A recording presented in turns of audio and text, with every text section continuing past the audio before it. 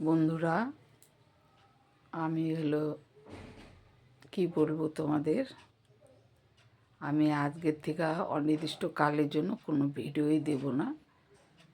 যদি কখনো শোক কাটিয়ে উঠতে পারি তাহলে ঠিকই ভিডিও দেব, সেটা তোমরা দেখতে পাবে বা জানতে পারবে। আগে থেকে বলে দেব, আমার খুব কাছের একজন মানুষ কালকে রাতে চলে গেছে। সেই জন্য তোমাদের কাছে এটাই বলার ছিল।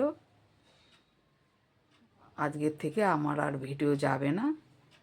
শোক যদি কাটিয়ে উঠতে পারি দেখি, তারপর থেকে ভিডিও দেবো। তখন তোমরা আমার ভিডিও পাবে। কেমন? ততদিনের জন্য আমি তোমাদের কাছ থেকে কি বলবো, আর